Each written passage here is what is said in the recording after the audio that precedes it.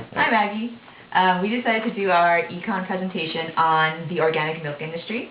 I work at Wallaby Yogurt and I do a lot of the milk purchasing. So over the past couple of years I've seen a lot of interesting things happening in the organic milk industry. I wanted to examine that a little bit further. But just to begin, a general overview of the organic milk industry. Organic milk constitutes about 3% of the nation's fluid milk sales volume, and organic milk sales alone are over $1.3 billion annually. Overall, organic milk has grown sevenfold over the past 8 years, and demand continues to grow at a rate of about 20% annually. And so this can be shown graphically by the demand curve for organic milk shifting out as it increases. Compared to the conventional milk industry, organic milk tends to be more expensive. A gallon of organic milk costs at least 60% more than a gallon of standard milk. And the pricing structure for organic milk is also different from conventional milk. Organic dairy farmers tend to work on an annual contract, so prices tend to be more stable for relatively long periods of time. In contrast, conventional farmers tend to be dictated by fast-moving spot or futures markets, so the pricing structure there changes pretty rapidly on a monthly basis. So there are barriers to entry for dairy farmers to convert from conventional to organic. To be certified organic, a farm must feed its animals with organic feed for a year, which is typically more expensive than traditional animal feed, as well as allowing their livestock to be on the range and eat grass for at least a portion of the time. During that year, farmers have to keep selling conventional milk, which typically sells for lower prices than organic milk, and the farmers can't usually recoup the higher feed costs during that transition year.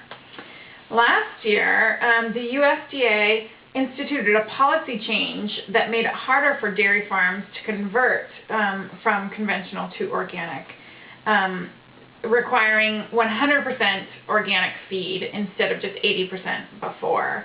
But the farmers knew that this change was coming, and as a result, there was a glut of farms that converted to organic before the policy change to be grandfathered in.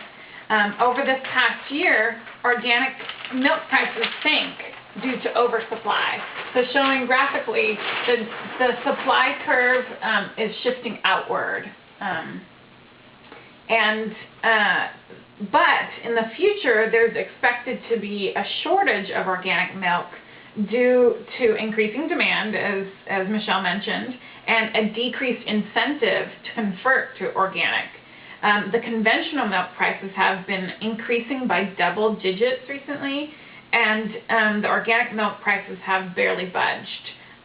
The very mechanism that produces that price stability for organic farmers hurts them when costs suddenly jump, and their organic feed costs have been soaring. This is because of the increase in demand for organic poultry industry, as well as human demand for corn and soy. Graphically, the supply curve is expected to increase, shift back inward because of less supply. So as a final point, as the demand for organic milk increases and supply drops, the price for organic milk is expected to increase.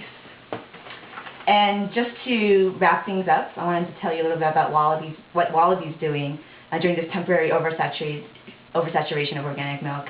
So rather than paying the farmers the market price for the milk, Wallaby's actually instituting price increases to help cover the costs of the increasing feed, cost of feed, and fuel costs. And we do this in order to maintain a positive long-term relationship with our farmers, so that in the future, when there is a shortage of milk, which we are expecting, we want to maintain those relationships. So we want to keep them happy by paying them more than the market price. So that's it. Thank you very much.